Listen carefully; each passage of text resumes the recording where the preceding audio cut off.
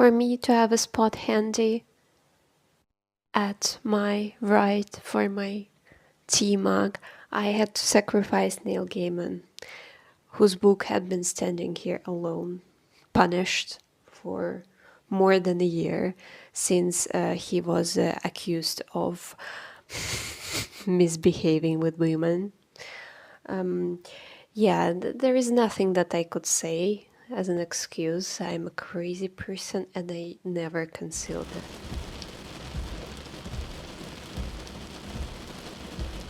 Moin moin, dear people, old, new, my friends, the friends of my friends, my relatives, and anyone in the world who found this channel and who thought that the topics I'm talking about might be interesting for them.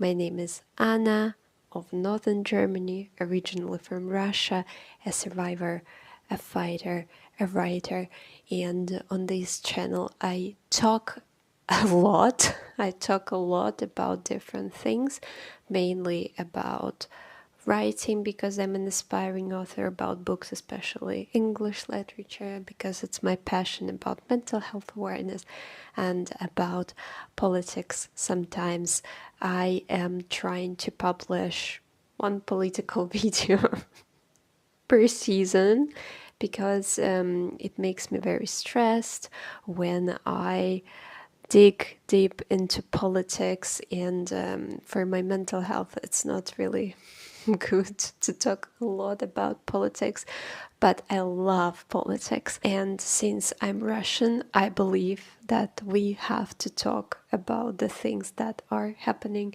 in Russia and Ukraine right now. And also, since I live in Germany, also I'm quite involved into everything that is happening right now in Germany because my life depends on it. And yeah, it's very hard not to be political in the world. Well, it's possible, it's not too hard, but you can never know what the consequences are going to be of your being apolitical. And this format of the videos, I call it political tea. I speak about topics, not necessarily fresh topics. I speak about topics that I found the most worrisome or the most interesting for discussion. And usually these topics are related to my homeland, Russia, or to Germany, my second homeland. I am not German, but I really love Germany, and the channel is called Anna of Northern Germany, and I'm in love with Hamburg. I love Hamburg and Schleswig-Holstein and the north, and that's why today I also brought two Russia-Ukraine related news, and one piece of news related to Germany. And my tea today in this mug, which was a very unexpected purchase. I just went to Rossmann to buy deodorant, and I didn't find the deodorant I had wanted to buy, but I saw this mug. You can see the doggies on the mug, and I thought that I cannot live without this mug. I'm not proud of myself, but yeah. And the tea that I'm having, despite the fact that it's freaking hot, the tea I'm having is a peach chamomile infusion from DM. If you are interested, it's very nice. Shortly, what news I've got recently? I had a cold. I'm burnt out. I have 2 more weeks before the vacation. I am surviving through these 2 weeks that are left, and I'm so burnt out. I'm so fed up with humanity by now because I work at the school for kids with special needs, and at our school right now we're having the holiday care. And if you're interested, I had worked as a carer for holiday care twice. There are 2 videos. One is more positive, the second was a bit less positive. You can watch them if you are interested. And I have a new notebook because my previous one is finished. Yeah. That's all news. I hope that I will have more mental space and more creativity after I have vacation. I stay at home 3 weeks, and for these 3 weeks, I really don't want to see my school.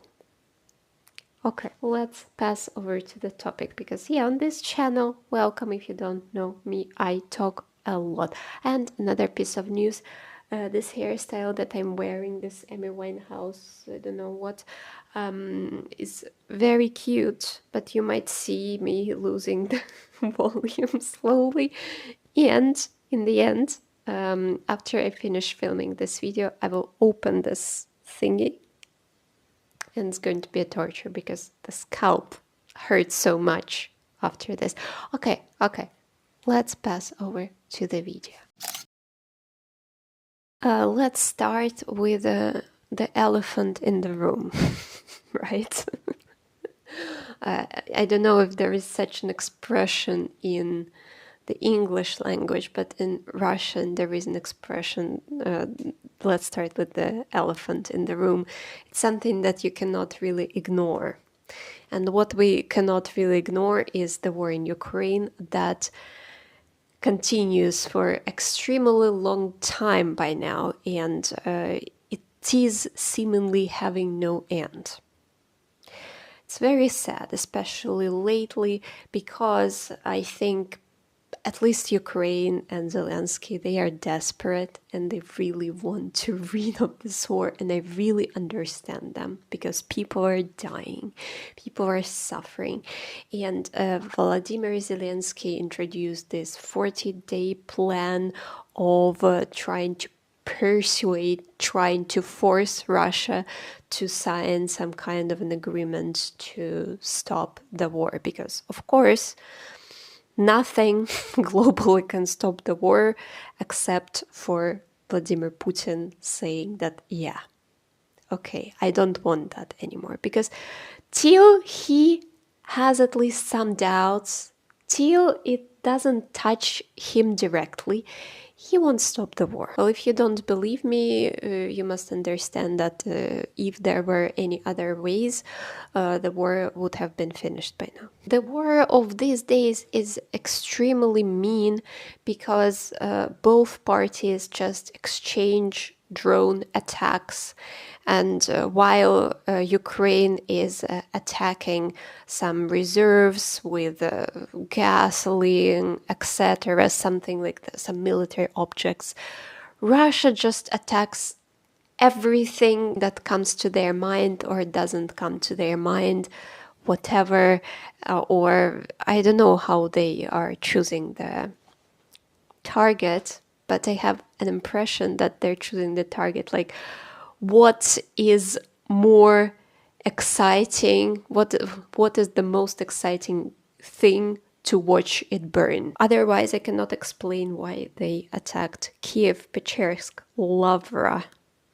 That was built the first building of the complex, because it's like a complex of monastery buildings, caves, also this amazing church, very old, from Kievskaya Rus. I hope that it's called in a similar way in English. And it was established in 1051. In 1051, it's ancient. Also, Putin claims to be a Christian, and the majority of Russians claim to be Christian.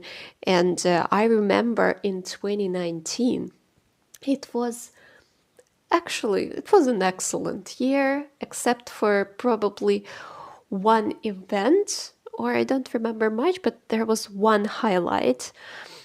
It's very it's very bad to call it that way, one highlight, when Notre Dame de Paris was burning. And I remember what a fuss Russian TV made out of this fire, because they were about to send their own help to stop the fire, to rid of the fire. to save Notre Dame de Paris, to send planes, to send helicopters, to send like buckets of water to drop to pour onto the roof. Well, the roof would have collapsed, obviously, because it's not that the French didn't want to seize the fire of their national heritage. I think the problem was that if you pour like tons and tons of water on the roof would just collapse.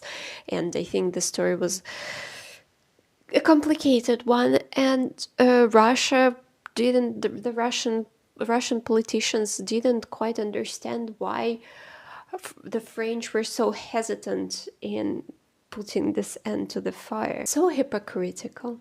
It's so hypocritical. At the same time, people in Russia are lining up for gasoline these days. Especially the worst situation is in the Crimea, of course. And people cannot fill the reserves of their cars. I don't know, maybe, of course, the European media exaggerated. I don't know how bad it really is. Like, I have a bit of connection with my family, but they don't own a car. And also, few friends that I have left in Russia, they also don't own a car. So I cannot really first person say how bad it is, but it should be pretty bad. If we talk about the war, and what I wanted to point out, because right now there are these discussions of how to put an end to this war, and politicians in Europe, they start coming up with the old new ideas, such as ban visas for Russian citizens. And I used to work as a teacher, and I always told you, I don't know, maybe did I tell the story on the channel? I think I did. The story was about my student who took like private lessons of English from me, and she just needed to do homework. She wasn't really motivated, and when I tried to motivate her, she always told me that my family never traveled abroad. I will never travel abroad. If someone wants to come to Russia, they should learn Russian. I don't care. I'm not really interested. So to target these type of citizens is very dumb with the banning of the visas. At the same time, people who still support the war, or people the children of people who really invest into the war, they travel quite freely, and it's very easy for them to get a visa. They don't struggle as ordinary people. So I came up with the plan that would have ended this war. Well, if not have ended, but it definitely would have made Putin's life more difficult, and probably he would have run out of money. Who knows? I was recently inspired by the journalist. Well, I really got a crush on him.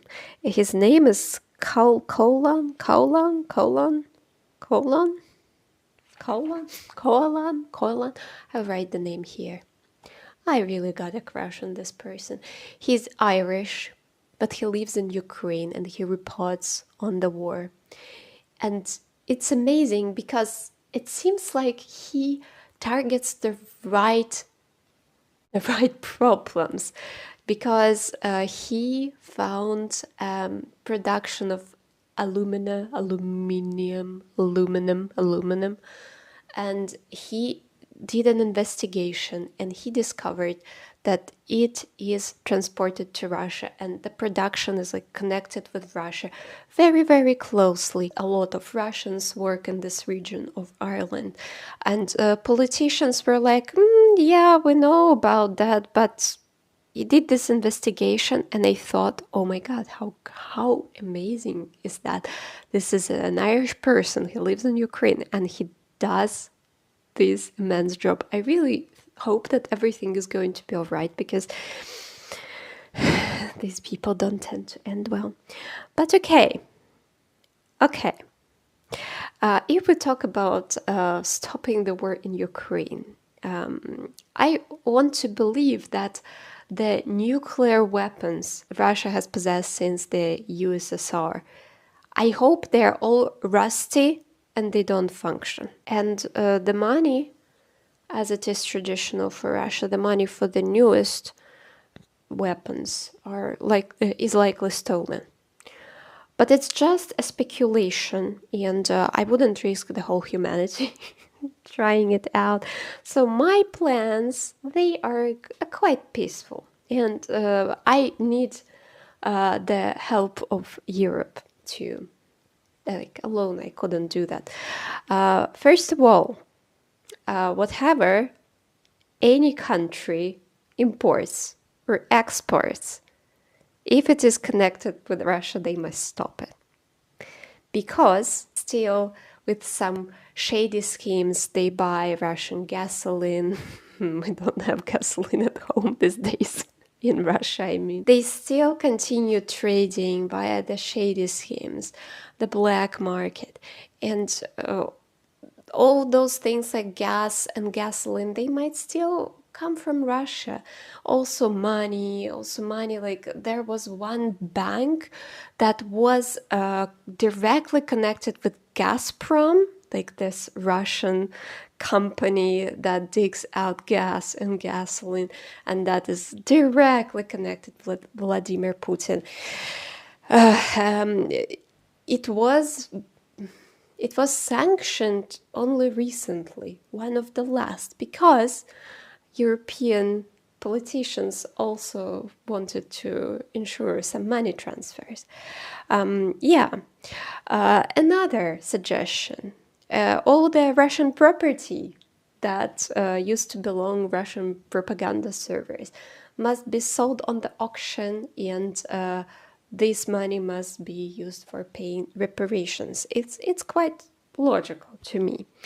I think also European governments, I don't want to talk about the United States because they are having their own problems right now. If governments brushed up their sanction lists, they would have realized maybe they have forgotten someone. Some kids of politicians, for example, who invest money into the war or who earn money from this war. And another one. I want Europe to understand, as quoting one Russian musician, Yuri Shevchuk. You probably don't know him if you are not Russian, but quoting him, "Motherland is not president's ass." Yeah, if you know what I mean. I wish that European government and European countries didn't play along with the Russian propaganda. Russians are brainwashed into believing that Europe and the United States and other countries, they hate Russia and Russians, and they want to benefit from Russian resources. They want to annihilate everything in Russia and to get rid of Russians, and that's the reason why everyone wants to attack Russia. And when you say something like, yeah, let's just ban visas for every Russian, you just play along. You approve everything that the Russian government does. So maybe if they try to emphasize that Russia and Russians are not Vladimir Putin, and also like in the USSR, there were like transmissions of their radio stations for people, or at least for the youth, to catch these voices from the US, from Britain, from Europe, for them to see the alternative. I think that would be really useful. Yeah. Tell me what you think. And I forgot to say the disclaimer. These kind of videos is protected with the diarrhea curse. You are very welcome to share your opinion, but if you want to insult me or my friends or my subscribers, or you're just mean in the comments, you're going to be blocked with a diarrhea curse. In the worst cases, you're going to be blocked with a perpetual constipation diarrhea curse in the loop. I just want you to know that. Peace. Okay, I was forced to do a technical break to empty my memory on the telephone and also to reload the washing machine. And it's always very funny because my washing machine, like all other washing machines, is in the basement. And every time I have to go out of the flat, and I always wonder in between, like I look like this. Usually I'm not the person who does a lot of makeup. I always wonder what my neighbors think, but fortunately I didn't meet anyone. Also, when I speak a lot, my throat reminds me that I have just recovered. Apparently, if you just were sick 2 days ago, it's not a good idea to go and cultivate the land. Sorry, it's also a Russian expression, but okay. Okay. To overwork oneself, it's not a good idea. Like speaking in the normal language. Let's take a break from Russia and let's speak about Germany. Germany, it's a bit more peaceful here, although like everywhere in the world these days, we are also tending towards far right, and I'm not really happy about that. As a refugee in Germany. And I'm not even going to talk about the refugee procedure because now it's getting tougher and tougher, and also more people are going to be deported. I'm not even talking about that because, yeah, it's also horrible. What I'm going to talk about, Olaf Scholz is missing. No, he's not missing. He's being missed. Yeah, people suddenly started missing Olaf Scholz because apparently, as I had said to my friends, that when there are two candidates that are plausibly, possibly can become like the chancellor of your country, you must reunite. And with your votes, you need to support the least disgusting one. Like, you know, there are many candidates. In Russia, we call them candidate spoilers because we know that the real fight is going to be like between two. What kind of real fight? What am I saying? Anna, hello? No real fight in Russia, of course. Like, elections in Russia are non-existent. But yeah, if there are like so many candidates, some of them are candidate spoilers because they just get some votes, but as a result, people like Friedrich Merz or Friedrich Schmerz, who is horrible, can be elected, and their party is elected, and now he is having fun as I had expected, because what could have you expected from a Christian conservative party if this is not a woman? Because, okay, Angela Merkel, but she was at least a woman. This one, oh my god. Recently, he really went crazy. He's having his fun. I would have called him a boomer, but I understand that boomer generation, those are people who got their children in the 50s, in the 60s, if I'm not mistaken. So he's not a boomer.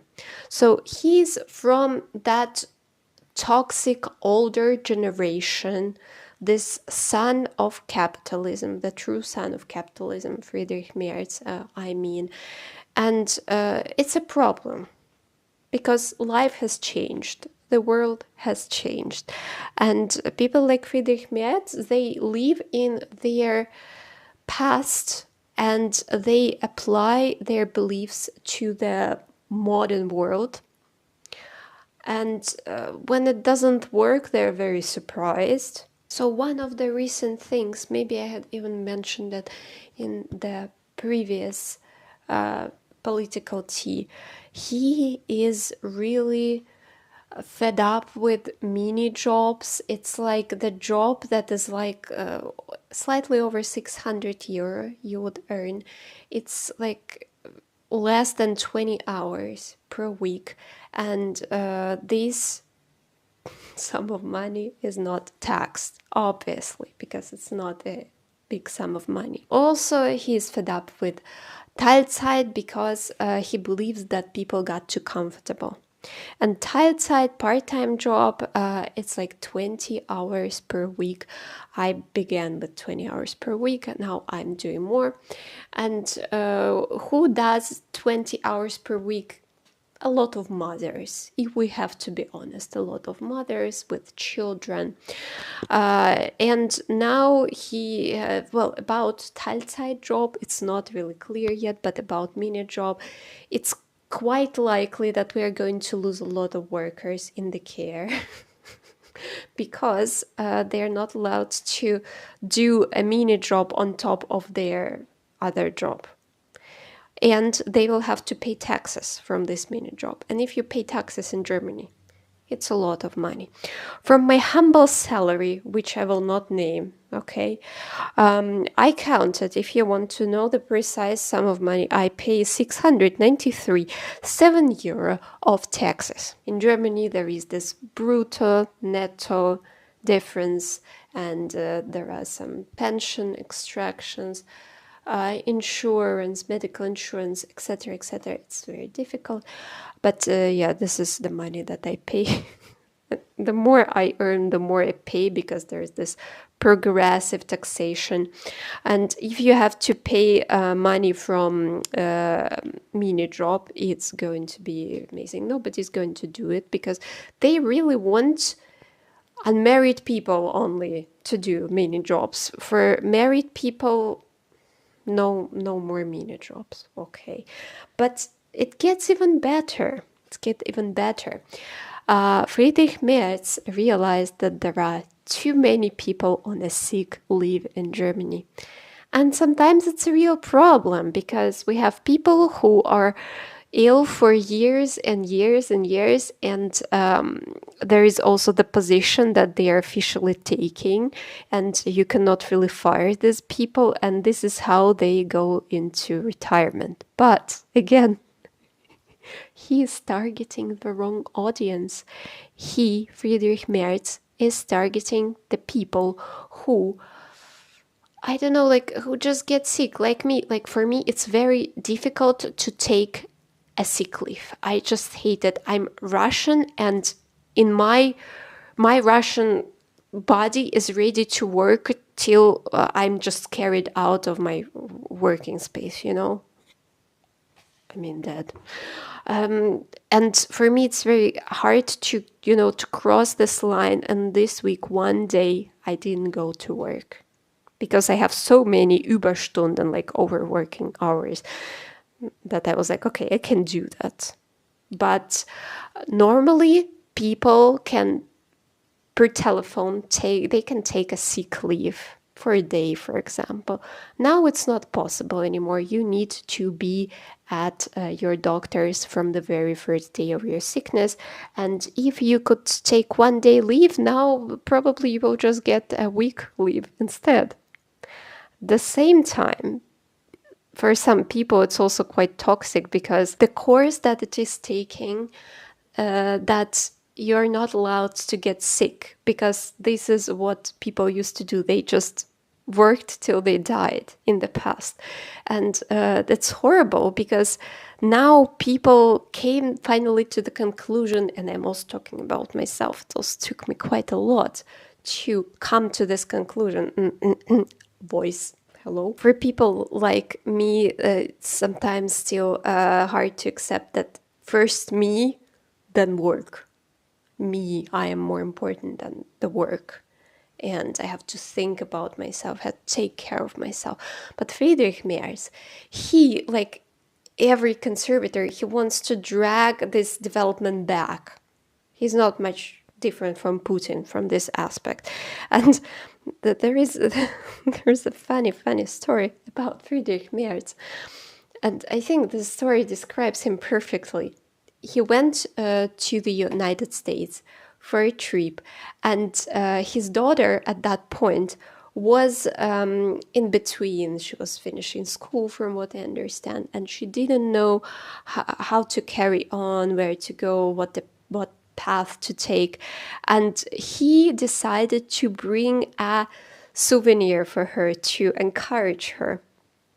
And he brought some kind of a deck, like two-part deck. I will show a photo. And this deck was with two inscriptions. First said the way to success, and then when you opened this thingy, the second board, the second wooden board, the second deck was saying work. The way to success as closed, work as open. Work, work, work, work, work. We all need to eat, guys. But let's not lead it to absurd, okay? Okay.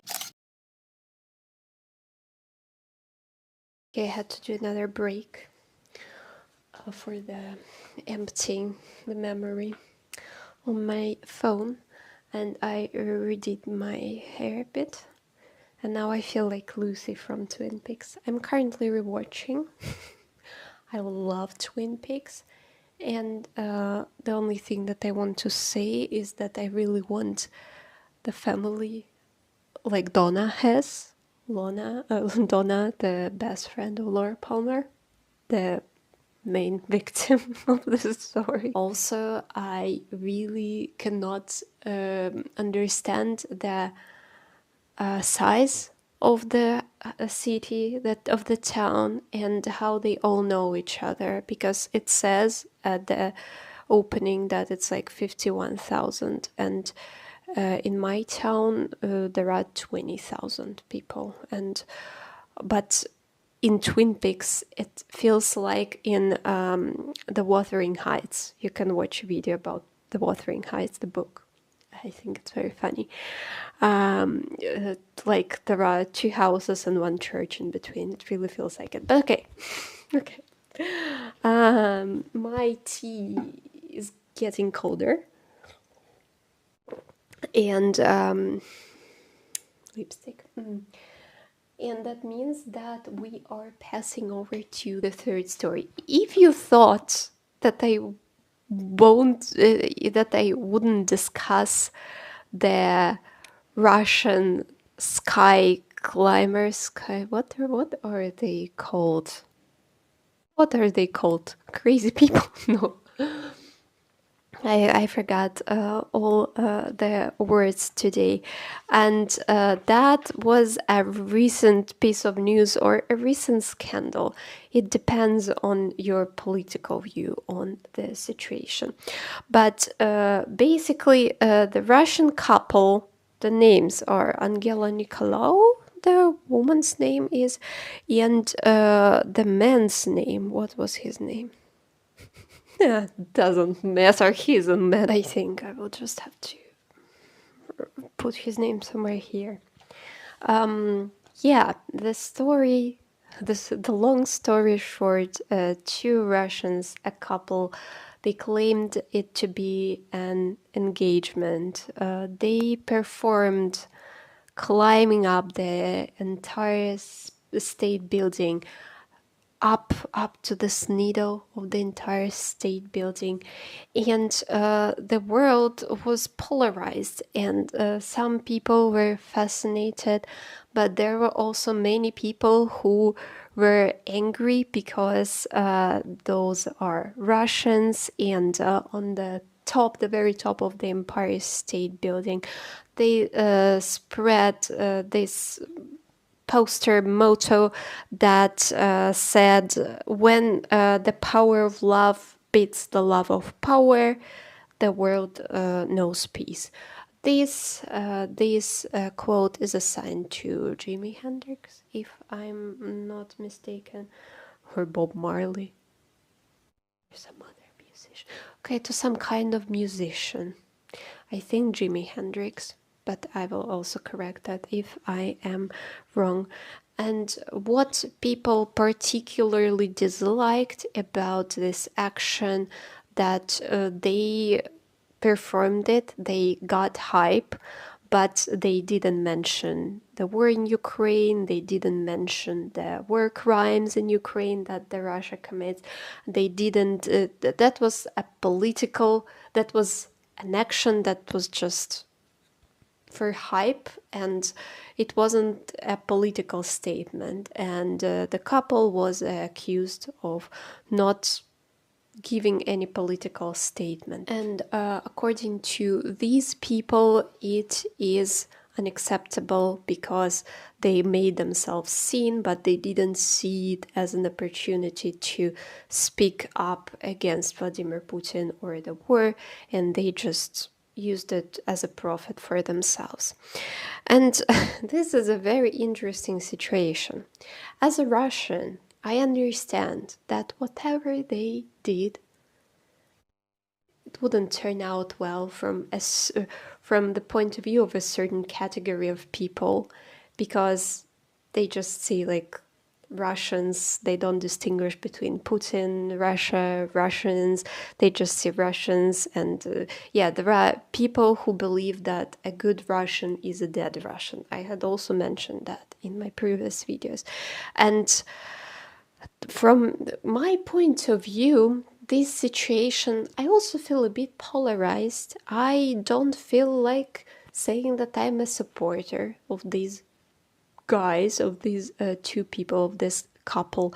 I also did a bit of investigation. I wouldn't even call it an investigation, but yeah, I did a research. Let's put it that way. Who they are, and I learned something about them. So first of all, I want to say that I'm against of this dangerous behavior. So they broke in. They were arrested quite rightfully because they broke the law. They could have created a dangerous situation, like a couple of dangerous situations, and they could have put in danger not even themselves, but also someone else. And I would never support that. I really I don't understand all these people who ride the trains on the top, who climb this high up. I think they need to go to a psychologist. What you must understand, it wasn't a political action, of course. There was no target. There were no names, because usually when you want to organize a protest, you need to discuss it with the authorities. It needs to have a topic. You need to discuss like what posters to bring, what not to bring. For example, if it is a Ukrainian organized protest, you're not allowed to bring any Russian symbolic. And on the contrary, like if it is like against to support the political prisoners, or to stop the war, or it's like a peace action generally, like to stop all military actions, military attacks, and leave people alone, something like this. It must have a target, of course. And there was nothing like that. And this couple, actually, someone had investigated, and they had already been married, according to the father of this Angela Nicolau, I think. So people were also outraged that, oh my God, it was not a real engagement. Surprise, surprise. Oh my God, people. That's like, it sounded very Russian. People, you're so naive sometimes. I'm surprised, because maybe it's because I'm from Russia. I trust no one. But at the same time, I understand that this poster alone, with this peaceful message in Russia, it would have been enough to, if not to arrest, but to interrogate them thoroughly. But generally, of course, they are apolitical. these two guys. They represent this group of Russians who are like Instagram bloggers who make money out of the air, so to say, that it's a bit unclear what they live from. What do they live from?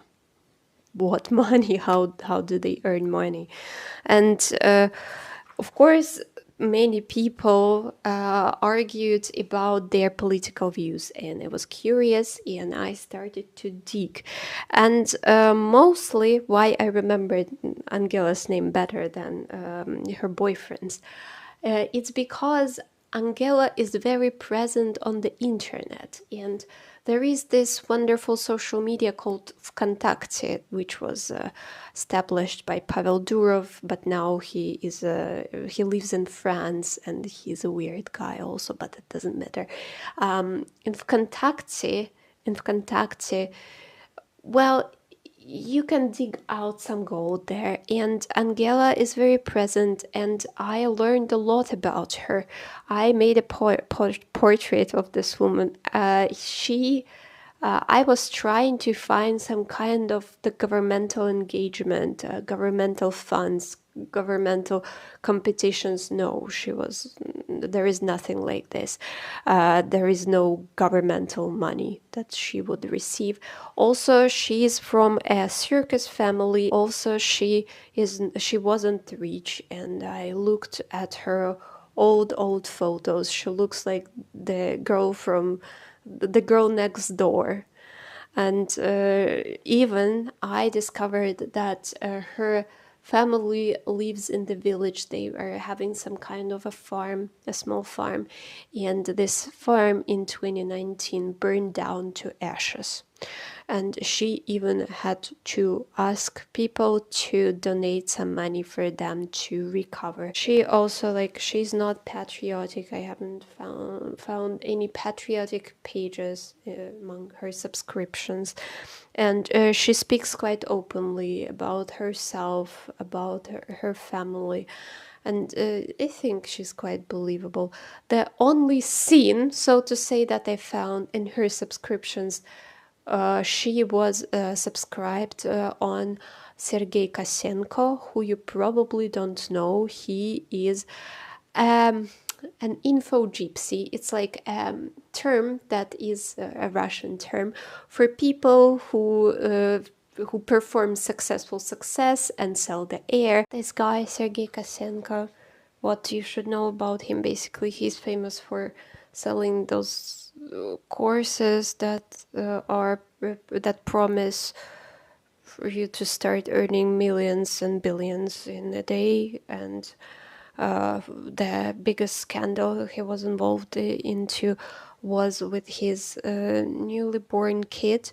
He threw him into a snow pile. Also, she participated once in some kind of a photo shoot, and she was also in the picture with 2 more info gypsies. So that's about it. Nothing else. She seems to be not really bound to Russia, and she has many posts about her not feeling at home at home. Not feeling at home at home. About her husband. However, with him, I watched an interview, and for me, he seems a bit, a bit suspicious. I think he doesn't like talking about him. He's mostly a photographer, like Angela. She's a blogger, she is a model, and he is more like not the active part, not the face of this project. There is also a documentary on Netflix. If you're interested, I didn't watch it. I watched an interview in Russian with some kind of guy who was their producer, not producer, at some time ago, like in 2014, and they found him via the fiance, this guy, his name, whose name I don't remember. So he's not that simple. And he doesn't really talk a lot about his family. The only thing that he says that his mother is a psychologist and he's coming from a happy family. It can be like two-sided. Maybe, I don't know, it can be he's just not proud about his family. That's also fine. Or maybe he is just like, like very Datenschutz person, like in Germany, like we talk about this, like protection of your personal data. Maybe that's also that he doesn't want too much of his internet footprint out there because he cannot control it. Or he's not that simple, because in Russia, there is no such thing as this Russian dream, a Russian dream like American dream. And for people to climb that high up, not exactly to the Empire State Building, but to land in the United States, and to have a producer support who would push them forward.